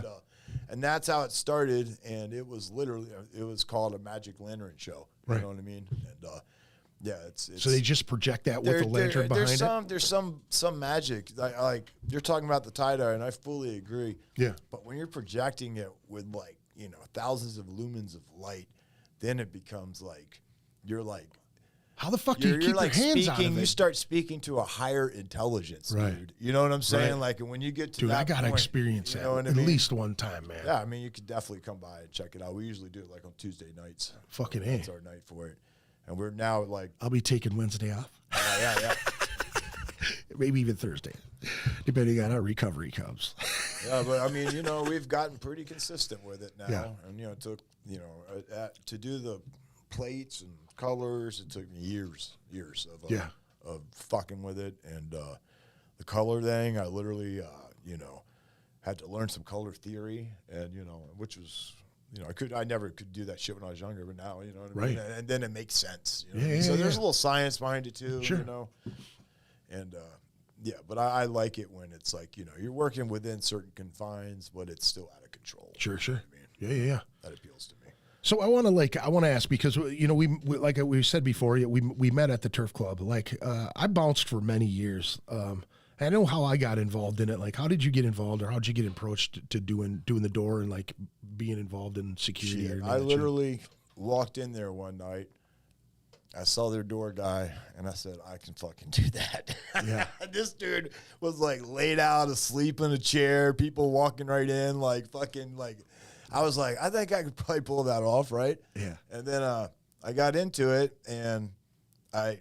Being like, having PTSD and shit like that, and always kind of having to be on point and growing up in like ghettos in the South, I was already there, dude. And I'm like an old street guy when I was a kid. So, you're not getting over on me. You know what I'm saying? Right. And, you see it coming before it even. And it's kind of fun. Yeah. Oh, you see it coming. Yeah. You know. You know what I mean? You see the motherfuckers who come to the door. Yeah. Yes. I can if I let someone in and even for a second go, I don't think that was a good idea. By the time I turn my fucking head, they're already got their shirt off, in a bar full of people, like yelling at somebody. You know what I'm saying? I'm like, Jesus. But, dude, so many times we've looked at each other going, that guy right there is going to be a fucking problem. And, and it's really, it's not like, it's not a lot of work, man. You treat people right, treat people with respect. You don't take any shit. You know, and if you're lucky enough, you're working a night where there's 300 people, you kind of fucking know anyway. And that's not work to me. You're not getting jumped in that night. That's for sure. You know what? Like, I feel like, you know, on those nights, it's like, hey, man, we're like, you know, we're part of this. We're helping it, man. Like, you know, we want this band to get paid. We don't want nothing to go wrong. Right. We want, you know, shit to fucking be good. And And I don't know, man. Just even at the most like entry level position of that whole situation, I still had a little pride in it. I still do. You know what I mean? And, you know, I still do it here and there. Yeah. You know, and you know, it's been a long time since I did it. Yeah, I mean, and you know, usually I'll work the back doors, so that means I'll help the bands, you know, load in, load out, basically, you know, keep make sure people they off get their in ass. and out, Yeah. keep people off them out of the alley, of course, you know, and all this, you know, so there can Been be all there. kinds of shit going on. You know what I'm Been saying? there many times. And but you know, you get to know a lot of people. I've met a lot of people. You know, I literally, this is right around when I started heavy. I was working the door at the Turf, so I was literally able to, like, my job enabled me to network. Right. And you know, I was able to like get to know a lot of fucking people. I heard about heavy like right when you started it. Yeah. You know what I'm saying? Like When there was a blog. because I was like I was in and out of motorcycles, you know what I mean, since fucking I want to say like 96 or some shit. But it was like you had a thing. You know what I mean? Like the thing that you had, a lot of people dug it right off the bat. Yeah. You know what I mean? Yeah. And so this is kind of how the podcast works for me is like, I will hear people say, hey man, have you heard of this band? Just the other day, this guy hits me up and says, hey, would you be interested in having so-and-so on the podcast? I said, well, what does he do? He plays guitar in this band. And I'm like, I've heard of this band, right? I've seen them live. But when you catch a band live, you're like, they're pretty fucking good. I want to wait to hear if other people start saying they're good. You know, I want to organically hear people go, dude, I was at so-and-so's show last night. The radio in the fucking 1978, exactly. bro, Right, where right. you're just pushing product and 3 metal bands. You are gonna couldn't make it, you couldn't know? get That's bullshit. half of us on the fucking radio nowadays. Never. You know what I mean? That's what that's what leads to me discovering the internet is what enabled me to do shit. Yeah. You know what I mean? Because I was able to network very fucking good. Right. And you know, Well, being in the venues and stuff like that, and I mean, you're gonna run into folks fucking like that, and you know, you get to talking like, hey, I know this guy, who's that dude right there that came in? You get them talking, and people are telling you who's who to do what, and what you can make moves off those people, and just networking with them, like, hey man, I heard you do this, you know, blah blah blah blah blah, and it doesn't have to be anything shady. I'm just saying, like, hey man, I heard you're a fucking plumber. Hey man, we're just trying to uplift each other. Yeah, dude. man. And if if you're a plumber, I want to fucking hire you, dude. If you're my friend and you want to get paid for your trades, you know what I mean? That's really when it comes down to. It's like no one's getting fucking rich in any of this shit. You know I love to hear things organically. You know what I mean? I do too. Well, you know, dude, I come from word on the street. Right? I come from. Here's a picture of Kiss. Yeah. Oh my fucking God! Yeah. I've heard the most insane shit about this band ever from my mom, from school, from the bus, from the older kids. Like they're destroying kittens, smashing kittens. They're Satanists. Like that goes a long fucking way, bro. Yeah. And I know all about that. Believe me, because Right. I come from an era where that's important. Sure. You know what I mean? And I was aware of because you know I built a rep for myself when I was younger, doing my street stuff or whatever, you know. And me too, man. Me too. Yeah, and that was important to me, man. Sure. And so I've always like appreciated the value of like you're saying. Now it's just called organic. You know. Network or whatever, but it's I you know. I hope there's fucking, you know, stories that you can't put on fucking Instagram about. There's a ton. Shit, you know what I'm saying? Dude, like, you know what? I've said it. That's the shit. And I've said it a million times, man. Being backstage at a lot of shows and doing some major concert stuff, you see and you hear some really cool shit that you'll never fucking tell anybody. Why? You know what I mean? Like, I had a guy, Nick Davis from the 93 Metal Shop back in the day. Yeah. Was telling me stories about, you know, shit that happened in these big festivals that he was part of, that we were there and we saw a lot of it. And he's like, you know, you tell people this shit and they don't fucking believe you because they weren't fucking there, but you were there. You know what I'm talking about. You know what I mean? Those stories. Getting a peek behind the curtain is a big fucking game changer. Yeah. You know what I'm saying? But without the knowledge of those older cats, like you were talking about, you know, you run into some of them older cats to teach you how to navigate through that without looking like a punk, without, you know, being disrespectful, without, you know, dude. you know, just because they're doing your street shit. There's a lot of code there still. Yeah. No matter what. Yeah. You know, people think that there's no, you know, honor among thieves or whatever, but there is. You don't there's fuck with working people. Yeah. You don't mess with women. You don't Yep. mess with your kids. You Yep. know what I'm saying? It's there's that's the street, man. yeah. I mean, yeah. It's fucking, you know, I mean, getting into the hustle, man, you know, doing something like this. I love to hear that. I love to see people thrive. I love to see, you know, and to see you do these full tilt boogies thing. Now, how did you get started doing the full tilt boogie like that? When did it start? Like, what was the first time that you put that all together? Like, Okay. I think we're on our 12th year. Okay. So started heavy, had a blog, and what'd you do on your blog? On my blog, Is it still around? yeah, you can, it's heavy clothing, heavy-clothing.com or heavy clothing blog spot. Okay. There's probably like 8 years of shit on there, right? And it was, at the time, I was taking old biker mags, right? Yep. Scanning the photos. Yep. Putting those in there. This is like before any of this like chopper stuff was even online. Okay, Dude. okay. You know, Yeah, you yeah, couldn't yeah. go Google image Yeah. 60s chopper and Sure. have Yep. 5,000 things pop up. So kind of like finding these old magazines and sharing these old photos and you know, and at the time I was also doing my own photography, mainly out of necessity, because me and my friends, we were doing a lot of really cool shit to us, you know what I mean? And I was documenting it, right? And so I was able to document, like, you know, the first 5-6 years of this. The full tilt boogie, the entire 12 years is documented. The entire fucking thing. Sure. You know, I mean, that's amazing. You know what I'm saying? Fuck yeah, man. And how it started was I started heavy. I had the blog. Also on my blog, I had a player. It was a music player, right? And you could download any fucking tune you want and have your own little jukebox on there, right? So when you hit the link to heavy and it opened up, you know, It had something Crowbar cool. fucking started playing. Right. You know, I mean, you know, I would look at it and be like, yeah, you know what I'm saying? I'm just doing it for myself. Like, at that point, you know, just because I was like, yeah, it's fucking cool, you know, and just you know, we were going to like the joint, you know, we were going to their hog feed, we're going to like Tom Rad's show in Stillwater, we're going to bike night at Delano's, right? There's no people our age riding choppers, period, right? There was maybe Kevin Bass, my buddy Hans Peters, rest in peace.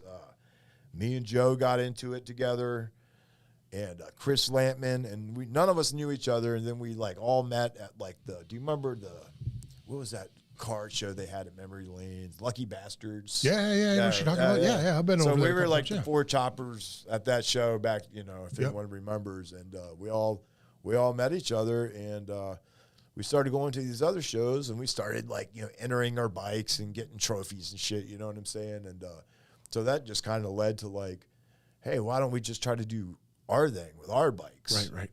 And, you know, first year, you know, we had pretty much a lot of people, a lot of the Minnesotans that were in the choppers and custom bikes at the time and still are.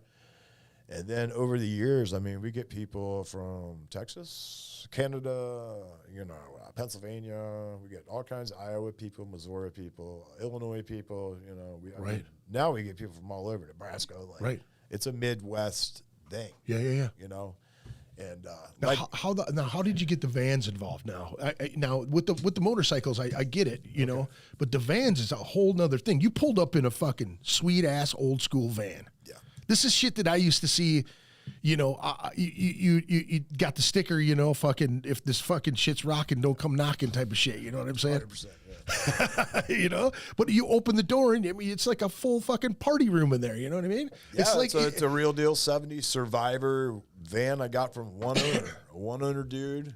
Yeah. Came through my buddy's garage. Well, here's the funny thing is before I had a chopper, I had a 69 Chevy panel van. Mag Kragers on it, fucking, you know, had the motor in between, flat front, and you know, I probably had like $2,500 in this thing. That was my fucking thing, dude. You know what I mean? And dude, I was always getting towed, and when I'd move somewhere, if we didn't have off-street parking, I'm always fucking with, parking enforcement. Yeah. And so basically that led to, I don't have room for this. I don't have a fucking garage, but I can fit a chopper in my kitchen. My old lady doesn't give a shit. Right. I can build my bike inside my house in the winter in heat. Yeah.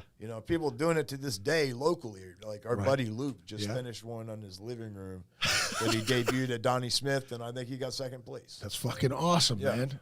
Fuck yeah, that's awesome. It was just space, man. Like, but what got me into the vans was some people know this, some people don't. But I got West Nile virus like I was going to ask you about this, dude. I can talk about it now, but I mean the shit really fucked me up. Yeah, And, dude, you just disappeared. I disappeared. Yeah, I was in a wheelchair for 3 months. Dude, I had heard that you were like fucking almost fucking gone, dude. I was. I was asking about you, my buddy Kurt. I was asking about Kurt, and he was hanging out with Joe a whole bunch. Yeah. So, and he was like, dude, you wouldn't fucking believe it. I was like, oh, what are you talking about? And he told me what was going on. He's like, dude can't move. Yeah. Paralyzed half my body. Damn, dude. No. It was like, listen to How death the metal for fuck 20 did you years. get? How the fuck did you get that? Okay,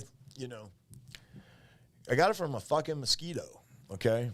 And our West Nile virus, I had the worst and the first case of it in Minnesota. No shit. Right? They had to do 3 spinal taps on me and send it to the Disease Center Control of America for them to identify it because they thought it was like meningitis and all this other shit. Yeah. And, they cut my throat right here. I was on a breathing tube for 2 months. Fucking feeding tube here. Previous to this, I've never been to the hospital. I broke my arm as a kid. Right. Never go to the doctor. Right. And, in the future, I'll go to the doctor if I'm not feeling well. But Right. So, Yeah. So, dude, I got it from a mosquito. What it causes is brain encephalitis, which is literally herpes on your fucking brain. It's an infection. That's what fucked me up. I got a temperature of like 108, and I was in the hospital, and they had to like cool me down, but it cooked like the left-hand side of my brain. Right. Okay, so I couldn't move. This arm's still fucked up. Right. Couldn't walk. Couldn't get up out of bed. Couldn't even do shit. All right. And I've never in my life, dude, it's mind-blowing. Well, dude, being a guy who's a fucking hustler, who's out there trying to make moves, you know what I'm saying? Yeah. And, every one of your fucking hobbies, requires you to be fucking. No, and not only that, it requires for it to work, you got to be fucking doing it, man. Right. You got to really be in it and living it, Right. And or people think it's funny, and you got to you really have to put real effort into it. You know what I'm saying? And more than especially motherfuckers in the think. motorcycle community, dude, because as soon as you stop riding, you're fucking, you know what I mean? Yep. It's like there's a lot of people have a lot of respect for each other to be able to maintain, having your bike running and being all the B places and all. Yeah, you know yeah. what I'm saying? Fuck yeah, man. So that's how I got into vans. It's like I ended up paralyzed. I was in Regions for a couple months. I came out in a wheelchair. I learned how to stand after about 3 months. I think the first time that it had to have been a year and a half before. They rolled me up to a wheelchair at the Windhand show at the Fine Line, and that was it was a good time. It was about almost 3.5 years ago, 4 years ago. Damn, dude. Yeah, and Adam CD says, how to learn how to the fact talk you're able again. to be walking around now, sir, after such a mountain in front of you, bro, truly inspiring. Says after the fact that you're able to be walking around, sir, is after such a mountain in front of you is truly inspiring. Is what Thank he said. you. Yeah. Yeah, dude, I couldn't fucking believe it because I remember all that transpiring, but I remember there was a huge gap of not seeing you around, and I remember seeing Joe and asking about you, and then he's like, everybody was saying what had happened, and then eventually I saw you and you're moving real slow and taking time, and that must have been right when you started moving again, walking and shit. Yeah. If I had a cane or if I was you had a cane. Yeah, Yep. That was right when I got out, and I started. My fucking wife. We started walking together. And, Right. She really helped me with all of it, and I just had a great support system. But Fucking A, dude. It's one thing to literally wake up out of. I was in a coma for 30 days. Okay. Damn. So I tried to escape. They had the arm and leg I could move was fucking tied to the bed Because I tried to escape so many times because I thought that I had been fucking abducted. I thought fucking I was getting my organs fucking stolen. Damn. Dude, I was freaking out because I read all this crazy shit, right? Right. The last thing you're going to think, because I didn't know I was in a hospital, I'm like tied to a bed in a dark room, you know, and like for a month. And, you know, the last thing you think is that a mosquito bit you and you're half paralyzed and your brain's cooked, you know what I'm saying? So I was like, that's the last thing. And like when they told me that, I was like, dude, it took me like a month just to process that, you know what I'm saying? Right. But the moral of the story is, you know, when you get humbled like that and like, that's some you know, shit. when you lose your ego, and we're talking like, you know, not completely by your own choice. You know what I'm saying? It was a game changer for me. Fucking A. It was a game changer for me. And I have literally like facing that and being able to learn how to walk again and all that is literally, it's just, you know, it's done me a lot of good in the long run. Fucking A, man. I'm glad you're still here, man. Fucking doing it. And fucking thriving, man. Doing cool shit. You guys did a show at the joint last night, right? For the bike night. How did that turn out? It was killer, man. A bunch of vans, bunch of bikes. We had Bucky's kids band play. Yep. Visceral Reaction. Yep. Yeah, man. Him and his boys killed it. You know, Archaea was the other one too. Yeah. They're more like kind of noisy. Yep. Kind of remind me of pungent stench type of stuff. Yep. You know, I haven't heard that in a while. But grindy stuff. These kids are fucking killing it. And like, you know, I had, you know, it's so cool because, you know, I was like, I hope people get this, like, because, you know, it's like, check these fucking 16, 17-year-olds out. They got their shit together. Yeah. They're fucking playing the shit we used to listen to. Yeah, dude. I was like, to get inspired by that is like, that's cool. You know what I mean? I had a lot of people that are just like, man, holy shit. Like this dude's like, if I was that age doing that, I would have been on top of the fucking world. Dude, I'm just like, dude. They are, dude. I'm like, they're loving it, you know? And and they should. Being old and seeing that like at a young, at the birth of it was just so fucking cool, man. You know you know, and talking, I mean, you know, Bucky's a good Bucky, guy, just a solid dude. Yes, you know what I mean? Like him and his wife are raising. These kids are fucking. They're animals, dude. They're like. They're savages. I met dude. Jack. Yeah. A few years ago. Yeah. And you know he's growing up, man, and like the dude is a beast. He's really grown into some shoes. That, dude, he's an old soul, man. He's an old soul. No, I agree. You know, like a kid who, and this I was talking about this at the on the last podcast too. I'm like, you know, I love seeing young kids who take a band and go backwards. You know what I mean? They don't go, have you heard that new Slipknot? No, I'm not saying the Slipknot's bad. I'm saying that's kind of a gateway thing. It's like, again, like the Black Album with the weed thing I was talking about. Like, once the Black Album dropped, like every fucking jock kid that you knew in high school was like, Metallica, dude, fuck yeah. And we're years like, and you know. That. Yeah. You know, and you know, like, watching him for the first time, just like you said, being inspired by somebody like that, and remembering being on those stages at that age, you know what I mean? And I remember playing First Avenue at 17, you know? Yeah. But these kids are doing, you know, Skyway Theater. They're opening for Crowbar. They're opening for all these fantastic bands at that age. And here's the crazy thing: is the kid has 2 jobs. Yeah, no shit. Going, me that you know, too. doing fucking online schooling and is killing it, right? And the kid goes to the gym every day, like. Is building this network. Dude, Bucky's done. 3 years ago, I didn't see it coming, but I was like blown the fuck away. Straight up. I don't have kids, so you know I gotta live vicariously through my friends. Right. You know? Fuck yeah, man. When you see something like that, that's a fucking a good success story. I've just become friends with Bucky's wife on Facebook, and she posts like a lot of older stuff of the kids, you know. And to see him playing guitar at like 6, 7 years old, you know what I mean? They're letting him grow into himself. Yeah. You know what I mean? Yeah. And that's like when parents try to stop that shit is when it gets all fucked up. Yeah, their other guitar player, his mom and dad saw me taking pictures at when I gave them the show before with Mira Being and shit.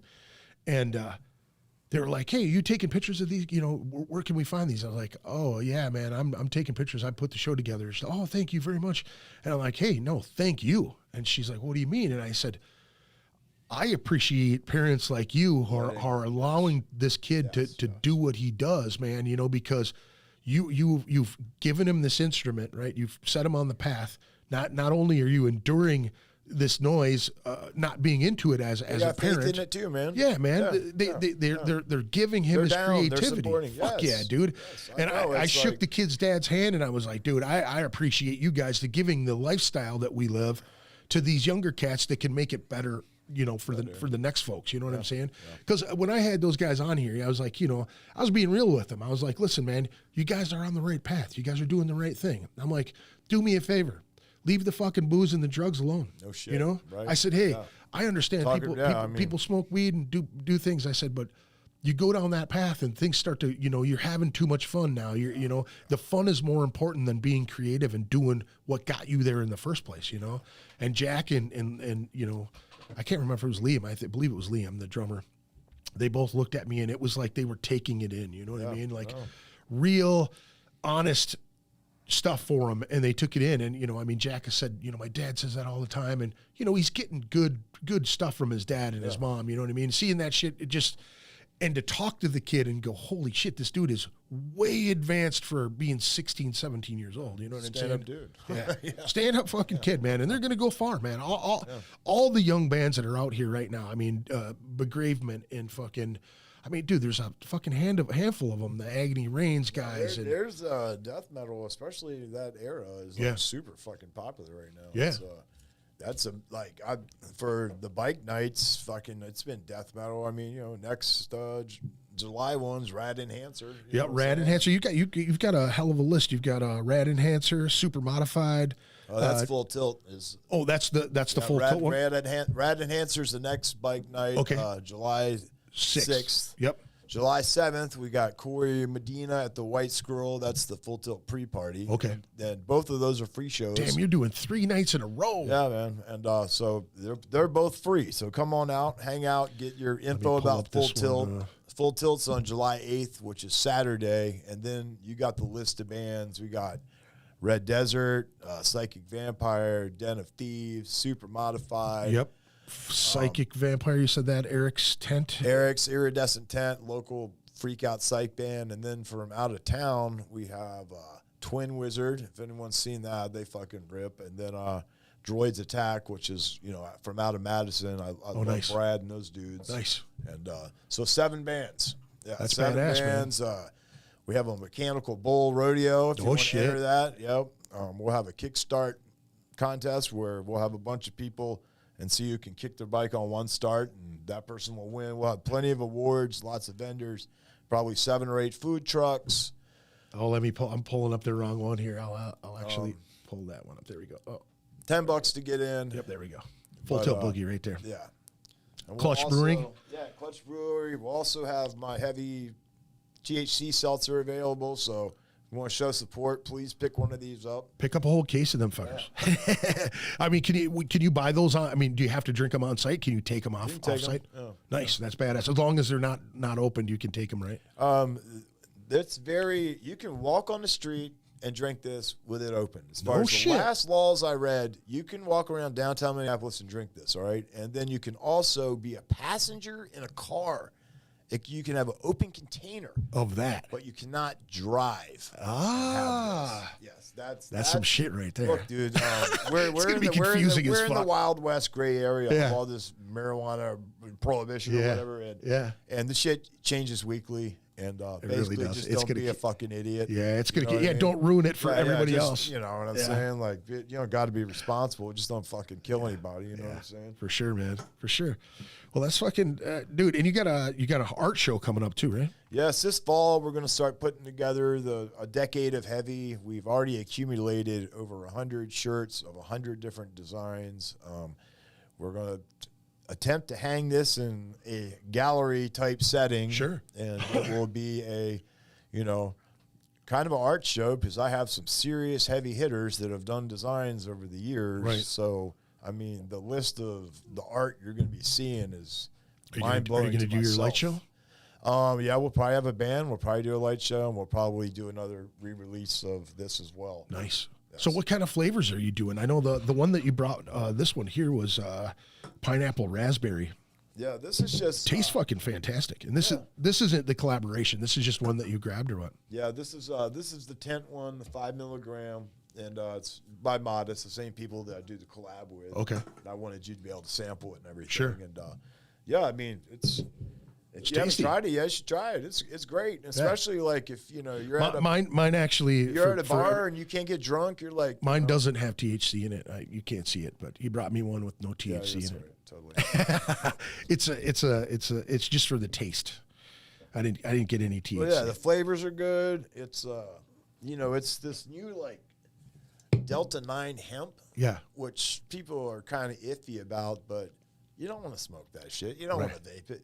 Do you want to eat it or drink it? Yes, for sure. It's Delta 9 is way more of an intoxicant and way more of a hallucinogenic when it's processed Ingested? by your Okay. liver. Right. And Yeah. so is THC in general. Sure. Yeah.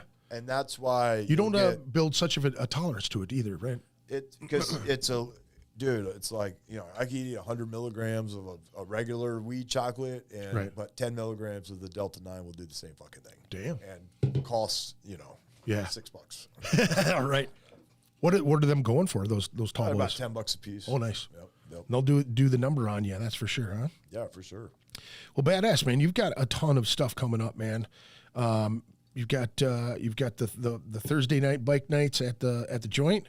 Next one is July 6th, and then July 7th you have the pre-party at the White Squirrel right on West 7th. Okay. We'll have some bands, and we projected. Have you seen that movie? God, it's that Australian like rock movie that just got re-released like 2 years ago. It was like it sat like in a can for years. It's called Stunt Rock. I haven't seen it. No. Stunt Rock.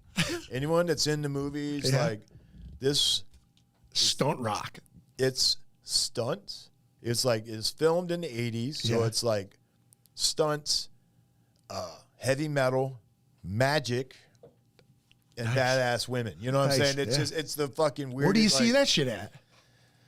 I got it on DVD, but they showed it. Okay, they made this movie in like '78. Yeah. It didn't, and then it was shelved for 20 years. Yeah. They just did a re-release of it in, I think, 2016. I saw it at the Alamo fucking Tap House. Oh, really? One of my buddies who's real into films and shit, like, had an extra ticket, hit me up, and was like, "You want to see this?" I had no idea. So it's the coolest thing I've ever seen. Fun as shit, huh? You can go on YouTube, actually, and find the bootleg version. No Stunt shit. Rock. It's an Australian movie, and, yeah, it's badass. Fucking A, man. And the I'll have to stunts are check that real, shit out. too. It's That's like badass. old school Fall Guy, stunt guy shit, but it's Nice. like this Australian, like, he hang glides off cliffs. And, Oh, that's awesome. all that kind of shit. Hell yeah. Yeah. Fucking A, dude. You got a lot of shit going on, man. I appreciate you coming in and doing the podcast. Anything else that you want to push or anything? No, man. I appreciate you coming in, dude. It was a fucking blast. Don't forget to check out all of the events he has coming up. Again, we got the bike nights on Thursday at the joint. Let me see here. We got the full Tilt Boogie, which is coming up here. And then Adam is that- CD says, great conversation. Thanks, buddy. Appreciate it. Adam says, great conversation. Thank you for Which stand, Adam? No, Adam C's from Wolf Mask. Oh, right on. Yeah, you want a killer band? That's a badass band too. Check your Instagram messages. Hell yeah, Wolf Mask is fucking badass. Check those cats out. I've got a bunch of stuff coming up here. Next weekend is Slam Dakota Fest in Sioux Falls, South Dakota, at Big's Bar. Go check that out. It's the most vicious fest in the Midwest, is what it's coined as. Friday, June 9th, and Saturday, June 10th. That's next weekend. Sioux Falls, South Dakota. I'm telling you, I've been to this fest 3 or 4 times now. Each year has been an absolute blast. All the bands are all hanging out, partying. It's what metal should be. Everybody just hanging out, a real community. So go check that out. Get your tickets and go check that out. Let me see here.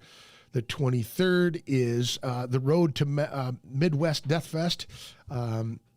Go check that out. That's at Zimmergy in, I think it's Menominee.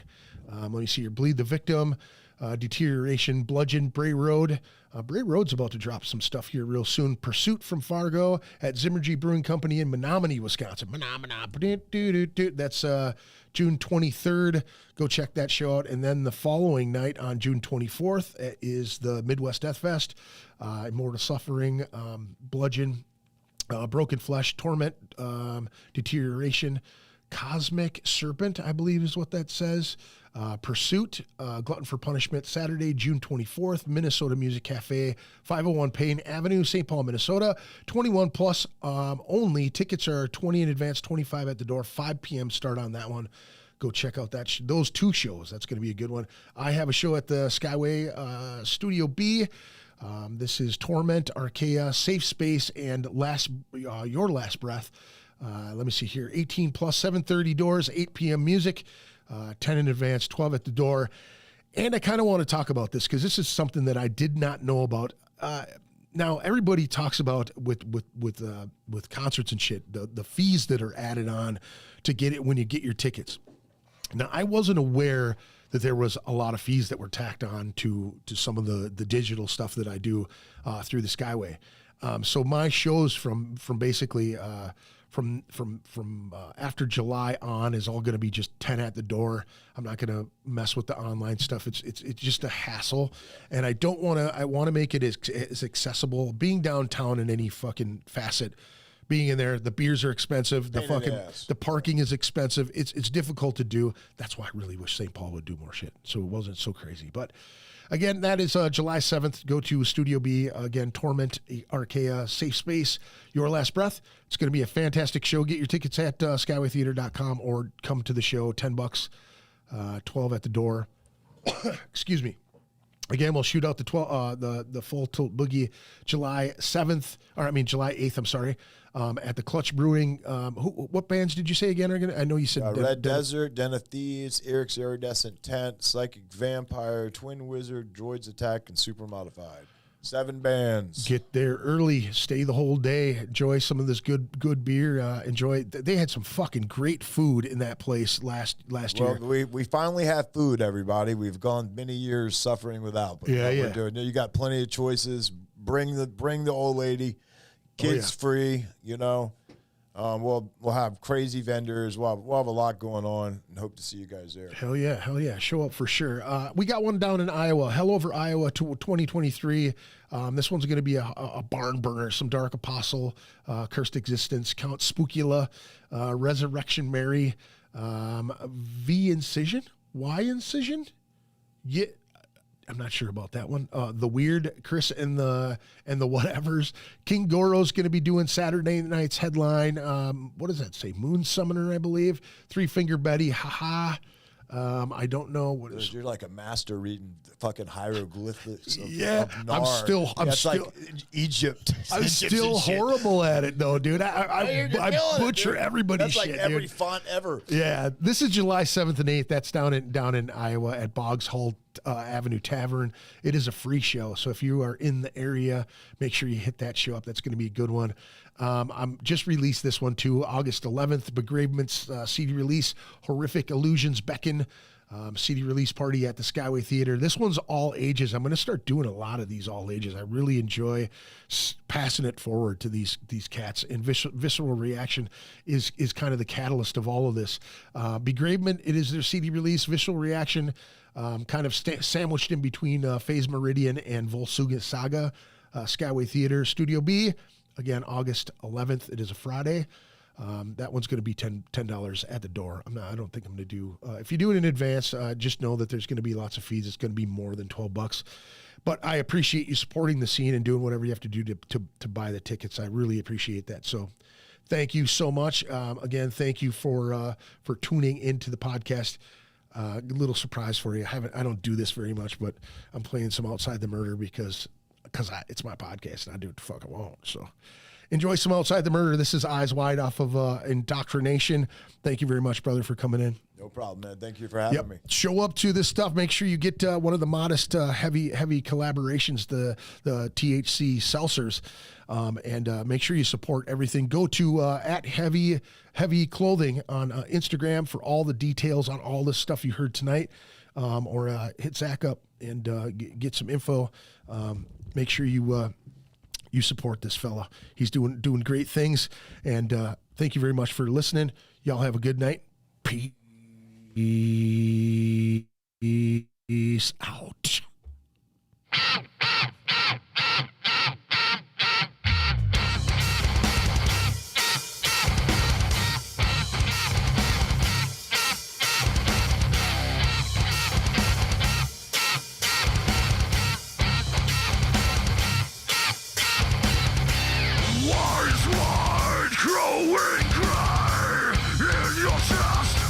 The rattle of death, skin slowly turning cold, soul slipping to rise above.